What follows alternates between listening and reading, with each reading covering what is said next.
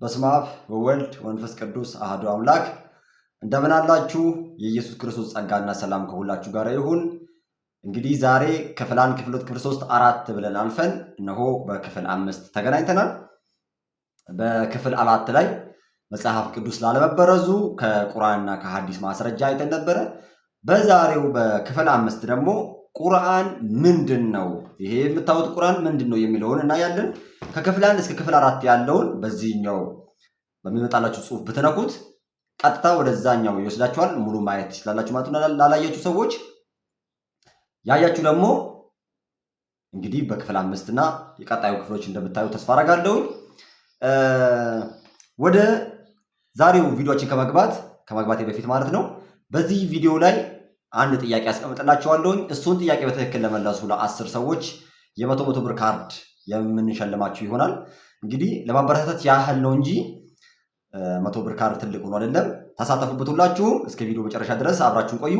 ወደ ትምህርታችን ከመግባታችን በፊት ግን ይሄ ቪዲዮ ይጠቅመኛል ብላችሁ ካሰባችሁ ላይክ አድርጉት። በሌላ ጊዜም ደግሞ ሊደርሳችሁ አካውንቱን አሁን እያያችሁ ሰብስክራይብ አድርጉት። ሌሎች ሰዎች ይጠቅማል ካላችሁ ደግሞ ሼር አድርጉ። ሐሳብና አስተያየቶቻችሁን ስድብ ያልተቀላቀለበትን ኮሜንት ላይ አስቀምጡልኝ፣ አየዋለሁኝ። ቀጥታ ወደ ዛሬው ቶፒካችን እንግባ። እንግዲህ የዛሬው ቶፒካችን ቁርአን ምንድነው? ይህ የምታዩት ቁርአን ማለት ነው ምንድነው እሱ የሚል ነው ጥያቄ ቶፒካችን። እንግዲህ ሜቢ ወደ እንትናችን ከመግቢያው በፊት ስለ ቁርአን አንዳንድ ነገር ልበላችሁ። ይህ ቁርአን መሐመድ ከአምላኬ ተገለጸልኝ እያለ በተለያዩ ዘመናት በ23 ዓመታት ላይ ማለት ነው እሱ በቆየበት በ23 ዓመቱ ላይ ማለት ነው ከ40 ዓመቱ ጀምሮ እስከ 63 64 ዓመት አካባቢ ነው የቆየው። በዛ ጊዜ ውስጥ የተናገራቸው በተለያየ ጊዜ የተናገራቸው ሐሳቦች ናቸው ማለት ነው። አንድ መጽሐፍ ነው። በውስጡ 114 ምዕራፍ አለው። ይሄኛው 114 ብቻ እንዳልሆነ በቀጣይ ክፍሎች እናያለን። ለአሁኑ ግን ይሄኛው ሙስሊሞች ቢጠቀሙት 114 ምዕራፍ አለው ወይም ሱራ አለው። በውስጡ ሱራዎቹ ደግሞ ቁጥሮች አሉት። ልክ ማቴዎስ ወንጌል 28 ምዕራፍ እንዳለውና ደግሞ አንዱ ምዕራፍ 20፣ 30፣ 40 ቁጥር እንዳለው ማለት ነው። ይሄም ቁጥሮች አሉት። ቁጥሮቹ ደግሞ ምን ተብሎ ይጠራሉ? አያ ተብሎ ይጠራሉ። ምዕራፉ ሱራ፣ ቁጥሮቹ አያ ተብሎ ይጠራሉ ማለት ነው። እንግዲህ በዚህ ቁርአን ላይ ይሄ ቁርአንን ስናነበው ይሄ ቁርአን የማን ቃል ነው ይላል አንደኛ። ሁለተኛ በዘመኑ መሐመድ የቁርአንን ነገር ሲነግራቸው በዘመኑ የነበሩ ህዝቦችስ ቁርአን ምንድነው ብለው ነበር የሚያምኑት? ቁርአን ምንድነው ብለው ነበር የሚያምኑት ሚሊዮን በቅደም ተከተል ላይ ያለ። መጀመሪያ ቁርአኑ ራሱ ስለራሱ ምን ይላል ብለን ስናይ እንደዚህ ይላል። በሱራ 69 ቁጥር 40 እና ሱራ 81 ቁጥር 19 ላይ እንደዚህ ይላል። እርሱ ማለትም ቁርአን የተከበረ የመልእክተኛ ቃል ነው። ቁርአን ምንድነው? የተከበረ የመልእክተኛ ቃል ነው። መልእክተኛው ማን ነው? ሙሐመድ ማለት ነው።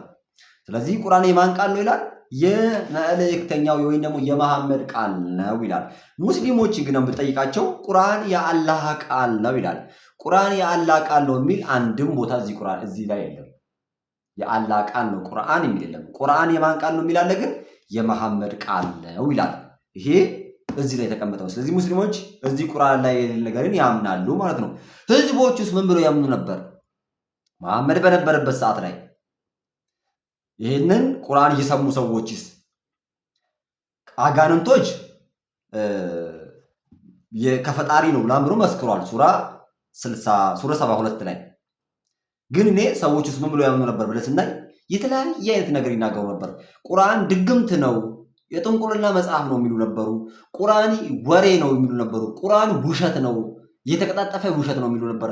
ቁርአን የተረት መጽሐፍ ነው፣ ከተረት የተቀዳ መጽሐፍ ነው የሚሉ ነበር። ቁርአን ከክርስቲያኖች መጽሐፍ ላይ የተቀዳ ነው የሚሉ ነበር። የተለያየ አይነት ምልክታዎች ነበራቸው። እስቲ ዛሬ እነሱን አንዳንዶቹን እናያቸዋለን። እሺ፣ የመጀመሪያው ቁርአን ተረት ነው ይሉ ነበር ህዝቦቹ። የት ላይ ታገኛላችሁ? ይህንን ሱራ 6:25 ላይ ማለት ነው። ይኸው እናንተ እስክሪኑ ላይ እዩት። ሱራ 6:25 ላይ ምን ይላል? ይህ ቁርአን የቀድሞዎቹ ሰዎች መጽሐፍ ተረቶች እንጂ ሌላ አይደለም ይሉ ነበረ። የቀድሞ ሰዎች መጽሐፍና ተረት ነው ይሄ ቁርአን ይሉ ነበር በዘመኑ የነበሩ ሰዎች። ሱራ 8:31 ላይም እንደዚህ ይላል፣ አንቀጾቻችን በእነርሱ ላይ በተነበቡ ጊዜ በእርግጥ ሰምተናል፣ ባሻን ኖሮ የዚህም ቢጤ ባልን ነበር። ይህ የመጀመሪያዎቹ ሰዎች መጽሐፍ ተረቶች እንጂ ሌላ አይደለም ይላሉ። ስለዚህ ቁርአን ምንድነው ይላሉ? ቁርአን የመጀመሪያዎቹ ሰዎች ተረት ወሬ ነው እንጂ ሌላ ነገር አይደለም። ተረት ማለት ያው ምሳሌ ጦጣ ነበረች ከዝንጀሮ ጋር መንገድ እየሄዱ እንደዚህ ወንዝ ሞላባቸው፣ እንደዚህ አንበሳና ነብር ነበር። ተረት ማለት ነው። እዚያ ተረቶች ነበሩ። መረች ላይ ስለመሆኑ ደግሞ ቁርአንን ብታነቡት እዚህ ክፍል ላይ የጉንዳኖች ተረት አሉ። ጉንዳኖች እንደዚህ ብሎ ያወሩ ነበር። ስለ ጅኒዎች ታሪክ አለ። ጅኒ ማለት አጋንንት ማለት ነው። ስለ ላሞች አለ፣ ስለ በሬዎች አለ፣ ስለ ንቦች አለ፣ ስለ ቢራቢሮዎች። በቃ ተረት ነው እንዳለ መጽሐፉ ግማሽ ፐርሰንቱን ብታዩት።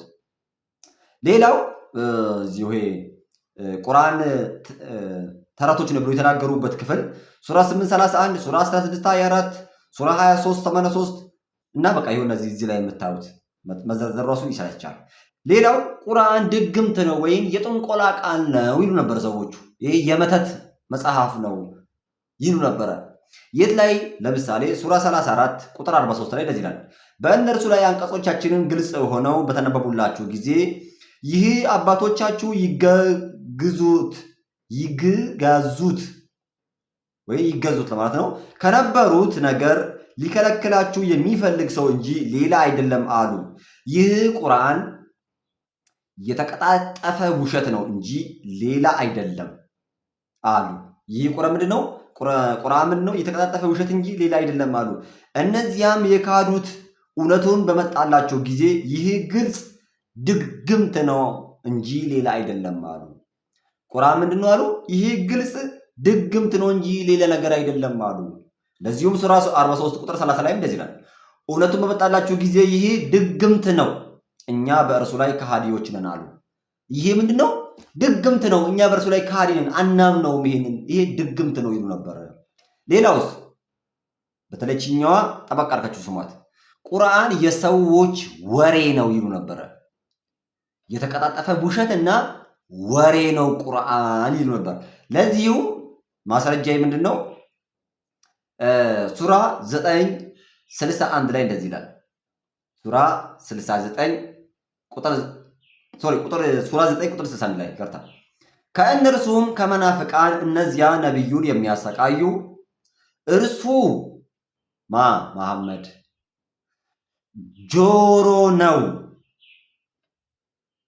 ጆሮ ነው ሰላይ ማለት ነው፣ ወይም ወሬ ሰሚ ነው የሚሉ አሉ በላቸው። ቁርአን ምንድነው? ወሬ ነው፣ ውሸት ነው። ለምን መሐመድ ጆሮ ነው ይላሉ። ወሬ ይጠባል ማለት ነው። ሰዎች እየሄደ ሲያወሩ ምን አሉ? ከዛ ሮጥ ብሎ ሄድና ሙስሊሞቹ ጋር መጀመሪያ ያው ታውቃላችሁ መሐመድ መገለጥ መጣልኝ ሲል መጀመሪያ አረፋ ይደፍቃል፣ መሬት ላይ ይንከባለላል። ከዛን እንደ ግመል ያንኮራፋል፣ እንደ ጥጃ ያቃስታ ይላል። ከዛ እንደዛ ካደረገ በኋላ ምን ካለ በኋላ ይላል እንደዚህ ብሎ ሲናገር ሰዎቹ አረ ይሄ ሰውዬ ለተመኑት የሰው ወሬ እየሰማ እየመጣ ነው የሚነግረን ይላቸው ነበረ። እኔ ያልኩት ይሄንን አይደለም። ሱራ 9:61 ላይ ነው ያገኘሁት። ይሄንኑ ሌላ የሚያጠናክር ሱራ 16:103 ላይ እንደዚህ ይላል።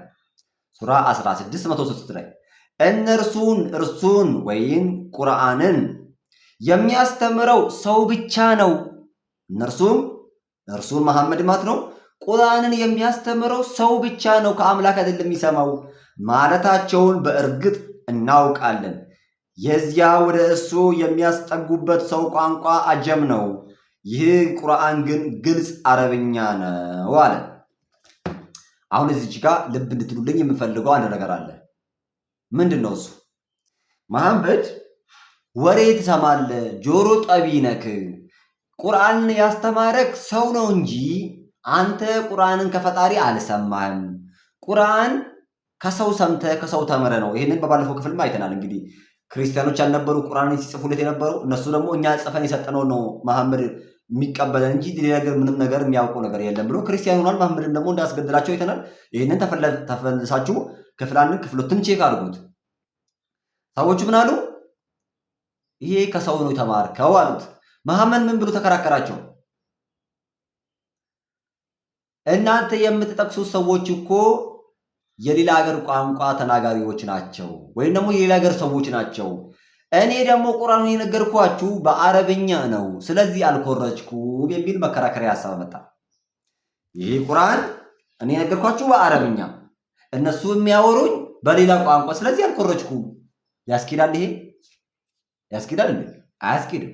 ለምሳሌ እኔ በአማርኛ እያወራኋችሁ ነው። አሁን እናንተ ይሄን በአማርኛ ያወራኋችሁን ሐሳብ ወስዳችሁ በኦሮምኛ፣ በትግረኛ ወይም በሌላ አይነት ቋንቋ ለሌላ ሰዎች ብትናገሩ ያ እነዛ የሰሙ ሰዎች እንዴ አሁን እኮ የምትነግረን ዳግም በዩቲዩብ ላይ ያወራውላችሁ የተናገረውን ነው ብሎ እናንተን ቻሌንጅ ቢያረጉ አይ እሱ እኮ ያወራው በአማርኛ ነው እኔ እኮ በትግርኛ ነው ያወራውላችሁ ብትሉ ያሳምናል እንዴ?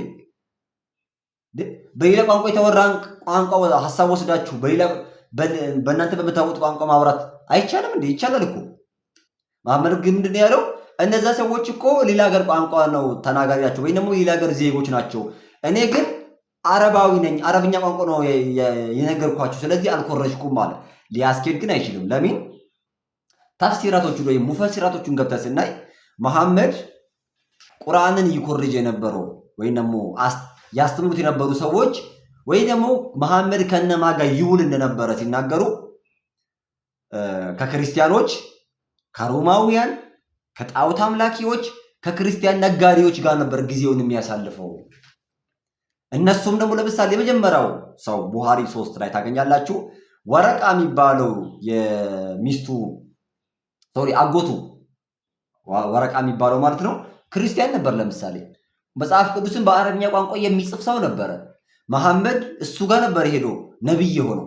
ያ ወረቃ የተባለው ሰው ነው ነብይ ትሆናለህ ብሎ ነብይ ያደረገው። ስለዚህ ግን አልኮረጀም ማለት አይቻልም። ለምሳሌ ሙፈሲራቶቹን አንድ በአንድ እንይ። ሙፈሲራቶቹ ለምሳሌ ተፍሲር ኢብን ከሲር፣ ኢብን አባስ፣ አልሙዲዲ፣ አልዋሂዲ፣ ኢብን ከቲርና ሌሎቹ ጃቢር የተባለ ያሻ የተባለ በለዓም የተባለ ክርስቲያኖች ነበሩ። ከነዚህ ነው ቁርአን የኮረጀው ብለው ያስቀምጣሉ። ለምሳሌ አንዱ እስቲ ማንን ሱራ 16 103ን የፈሰረበት ተፍሲር ኢብኑ ከሲር እንደዚህ ይላል። አላህ ስለ ጣዖት አምላኪዎች ውሸት ፈጠራና ስም ማጥፋት ይነግረናል። ይሄውም ሙሐመድ ያነበበላችሁ ይሄ ቁርአን በእውነቱ በአንድ ሰው የተማረ ነው ብለው መሞገታቸው ነው አለ። መሐመድ ያነበበላችሁ ቁርአን ከአንድ ሰው የተማረው ነው ብሎ መሞገታቸው ነው አለ። እነርሱ በመካ ውስጥ በአንዳንድ የቁረይሽ ጎሳዎች ዘንድ አገልጋይ ሆኖ ይኖር የነበረና በአሰፋ አቅራቢያ ዕቃዎችን ይሸጥ የነበረውን አንድ የውጭ አገር ወይም አረብ ያልሆነ ሰው ጠቆሙ ይላል። አሰፋ ማለት ይሄ አሁን ሙስሊሞች የሚሄዱት የጥቁር ድንጋይ ያለበት አካባቢ ማለት ነው። እዛ አካባቢ የሚኖር ምን ነበር አለ? የውጭ አገር ሰው ነበረ። ከእሱም ዘንድ መሐመድ ብዙ ጊዜ ሄዶ ይቀመጥ ነበረ፣ ከሱ ነው የተማረው ብሎ ይከሱታል። ምናልባትም የአላህ መልእክተኛ አንዳንድ ጊዜ ከእርሱ ጋር ይቀመጡና ጥቂት ያወሩት የነበረ ቢሆንም እርሱ ግን ብዙ አረበኛ የማይችል ነገር ግን የሚጠየቅበት ጊዜ መልስ ለመስጠት የሚያስችሉትን ቀለል ያሉ አረፍተ ነገሮችን ብቻ የሚያውቅ ባዕድ ሰው ነበረ። በመሆኑም አላህ የእነርሱን የፈጠራ ክስ ውድቅ ለማድረግ እንዲህ አለ። በበሉ ሰዎቹ ትክክል ናቸው። ከዛ በኋላ አላህ የዚያ ወደ እርሱ የሚያስጠጉት ሰው አንደበት የውጭ ቋንቋ ነው። ይህ ቁርአን ግልጽ አረብኛ ቋንቋ ነው ማለት ይህ እጅግ የላቀ ስልትና ፍጹም የሆኑ ትርጉሞች ያሉት እያለ ይቀጥላል። ምንድነው አላህ ያቀረበው መከራከሪያ? ሰውየው እኮ የውጭ ሀገር ሰው ነው፣ መሐመድ ግን ያወራላችሁ በአረብኛ ነውና ስለዚህ አልኮረጀም። ኧረ ኢብን አባስስ ምን ብሎ ነው ያስቀመጠው? ይሄን ሱራ 16 103 የተተረጎመበት ላይ ወደ ኢብን አባስ ከመሄዳችን በፊት ግን ጥያቄውን ላቀርብላችሁ። መግቢያ ላይ ያልኳችሁ ይሄን ጥያቄ በስነ ስርዓት ኮሜንት ላይ ያስቀምጡት። ለ10 ሰው የ100 ብር ካርድ እንሸልማለን። ጥያቄው እንደዚህ ይላል። በመሐመድ ዘመን የነበሩ ሰዎች ቁርአንን የማን ቃል ነው ይሉ ነበረ? በሉ በመሐመድ ዘመን የነበሩ ህዝቦች መሐመድ ቁርአንን ሲነግራቸው ቁርአን የማን ቃል ወይም የማን ንግግር ነው ብለው ይናገሩ ነበር የሚለውን እንግዲህ አሁን ዘርዝሬላችኋለሁ። አስቀድሜ አስቀምጡት ኮሜንት ላይ። ለ10 ሰዎች የ100 ብር ካርድ እንሸልማለን ማለት ነው። ኢብን አባስ እንደዚህ ብሎ ያስቀምጣል። እንመለስና ኢብን አባስ ታንዊር አልሚቅባስ ሚን ተፍሲር ኢብን አባስ በተባለው መጽሐፍ ላይ እንደዚህ ይላል። በእርግጥም እናውቃለን ሙሐመድ ወይ እነርሱ ማለትም የመካ ከሃዲዎች የሚሉትን እርሱ የሚያስተምረው እኮ አንድ ሰው ብቻ ነው፣ እርሱም ጃቢር እና የሳር ናቸው፣ ቁርአን ያስተምሩታል ይላሉ። ምን አሉ? ጃቢርና ያሳር ነው ቁርአን ያስተማረው እያሉ ይከሱት ነበር። ለምን? መሐመድ እነሱ ጋር ወደ ቁጭ ይሉ ነበርና። ሌላው የታሪክ ምሁሩ ኢብን ይስሐቅ ማለት ነው ሲራው ላይ እንደዚህ ብሎ ያስቀምጣል። ገጽ 108 ላይ ዘ ላይፍ ኦፍ መሐመድ በሚለው መጽሐፍ ላይ ማለት ነው ገጽ 180 ላይ እንደዚህ ይላል። እንደ እኔ መረጃ ከሆነ መልእክተኛው ብዙውን ጊዜ በመርዋህ ኮረብታ አጠገብ ጃቢር ከተባለ ክርስቲያን ወጣት ባሪያ ዳስ ወይም ሱቅ ዘንድ ይቀመጡ ነበረ። እርሱም የባኑ አልሐድራሚ ባሪያ ነበር። እነሱም ሙሐመድ የሚያመጣውን አብዛኛውን ነገር የሚያስተምረው እዚያ ያለው ክርስቲያኑና የባኑ አልሐድራሚ ባሪያው ጃቢር ነው ይሉ ነበረ። ይኸው መሐመድ ከክርስቲያኑ ባሪያ ዘንድ እየሄደ ቁጭ ይላል። ክርስቲያኑ ባሪያ ጋር ሄደው ለምን? መሐመድ ጆሮ ወሬ ጠቢ ነው። ሶስተኛ አየናለ። እንግዲህ አራተኛስ አቡ ጃፈር አልጠበሪስ ምን ብሎ ያስቀምጣል? ተፍሲር አልጠበሪስ ይሄንን ሱራ 1603 ምን ብሎ ያስቀምጣል? ቮሊዩም 14ኛ ማለት ነው። ጠበሪ 14ኛው ቮሊዩም ገጽ 363 ላይ አብዛኞቹን ስሞችን ያስቀምጣቸዋል። የአብዛኞቹን ሰዎች ስም በዝርዝር ያስቀምጣቸዋል። እነማ እንደሆኑ ገብታችሁ ይሁት። ምን ላይ? አልጠበሪ ቮሊዩም 14 ገጽ 363 ላይ። እሺ አንድ ነገር ላፍረስላችሁ። መሐመድ ምን ብሎ ነበር ያስቀመጠው? እኔ ቋንቋዎቹን አላውቅም፣ አልተማርኩኝም፣ ስለዚህ ልኮርጅ አልችልም፣ እኔ እኮ መጽሐፍና ማንበብ አልችልም ይላል። ሙስሊሞችም ብዙ ጊዜ መሐመድ እኮ መጽሐፍና ማንበብ አይችልም፣ ስለዚህ አልኮረጀም የሚል መከራከሪያ ሐሳብን ያቀርባሉ አይደለ? መቼም አጋጥሟችሁ ያውቃል። መሐመድ አልተማረም፣ መጽሐፍና ማንበብ አይችልም፣ ስለዚህ ምን አይልም አልኮረጀም የሚሉ መከራከሪያ ሐሳብ ያቀርባሉ። መሐመድ ግን መጽሐፍ ማንበብ እንደሚችል እኔ ነገራቸዋለሁ። መሐመድ ለማጭበርበር ነው እኔ መጽሐፍና ማንበብ አልችልም ያለው እንጂ መጽሐፍና ማንበብ ይችላል። ይህንን ሳሂህ ከሆኑ አውተንቲክ ከሆኑ ሐዲሳቶች ነው የምሰጣችሁ። ከየት? ከሙስሊምና ከቡኻሪ ነው የምሰጣችሁ። ሲሞት ራሱ ወረቀት አምጡልኝ ኑዛዜ ልጻፍላችሁ ነበር ያላችሁ። ቼክ አድርጉት። ቡኻሪ 65፣ ቡኻሪ 114፣ ቡኻሪ 3053 ላይ፣ ቡኻሪ 4431፣ 4432 ላይ፣ ቡኻሪ 5669 ላይ፣ ቡኻሪ 7366 ላይ እና ሳሂህ ሙስሊም 1437 ላይ ታገኛላችሁ። ምን የሚለውን መሐመድ መጽሐፍና ማንበብ ይችላል ማለት ነው። እንግዲህ ጠቅላላ እናደርገውና እንዳይረዝምባችሁ ዛሬ ይህ ቁርአን ምንድን ነው የሚለው ነበር ያየነው። ቁርአን ራሱ የመልእክተኛ የመሐመድ ቃል ነኝ ይላል። ህዝቦቹ ደግሞ ቁርአን የድግምት የጥንቆላ መጽሐፍ ከመጽሐፍ ቅዱስ የተኮረጀ ከጥንቆላ መጽሐፍቶች የተኮረጀ እንደዚሁም የተቀላጠፈ ውሸትና የተረት መጽሐፍ ነው ይሉ ነበር። ለምንድን ነው እነዛ የሚሉት? ለምሳሌ እኔ መጥቼ የእናንተ የምታውቁትን አንድ የዝንጀሮና የአንበሳ ታሪክ ብነግራችሁ እና ይሄ ፈጣሪ ነገረኝ ብላችሁ አንተ ትቀጣጠፋለህ እንዴ? ይሄን እኛ በልጅነታችን አልተማርንም እንዴ? ይሄን ከተረት መጽሐፍ ላይ እንደምትሉኝ ማለት ነው። የሆነ አዲስ ነገር አንተ ነገር አምጥቼ ወይም ደግሞ እናንተ ማታውቁትን ከሌላ አይነት አገር ላይ የሆነ መጽሐፍ ላይ ከሆነ ከፊክሽን መጽሐፍ ላይ ባነብላችሁ ይሄ እኮ የተረት መጽሐፍ ነው እንደምትሉኝ ማለት ነው። ግማሹ ደግሞ የግል የራሱ የመሐመድ ሐሳቦች ለምሳሌ ሚስት ማግባት ሲፈልግ እንደዚህ ይላል። የሆነ ከሰራተኛ ጋር መተኛ ሲፈልግ ቁርአን ወረደልኝ ይላል። ተፈቅዶልሃል የሚል ማለት ነው። የሰው ንብረት መውረስ ሲፈልግ ንብረት ሁሉ የመሐመድ ነው ብሎኛል አላህ ይላል። እንደዚህ አይነት ነገሮች ናቸው ማለት ነው። ስለዚህ ዛሬ እዚህ ላይ እናጠናቀቅና በቀጣይ ክፍል በክፍል 6 ላይ ይሄ ቁርአን ሰው ይሆናል የሚል አስተምረዋል። በዛ ላይ እናያለን። በዛሬው ላይ ሐሳብ አስተያየት ካላችሁ እንግዲህ በኮሜንት ላይ አስቀምጡልኝ። ሰብስክራይብ ያላደረጋችሁ ይሄንን አካውንት ሰብስክራይብ አድርጉት፣ ሼር አድርጉት። ሌሎች ሰዎች ይጠቅማል ብላችሁ ካሰባችሁ እንግዲህ ጥያቄውን መልሱት። ጥያቄው ተቀምጦላችኋል። መልሱትና የ100 ብር ካርድ ወሰዱላችኋለሁ። በቀጣይ ቪዲዮ እስከምንገናኝ ድረስ ቸር ሰንብቱ። አመሰግናለሁ።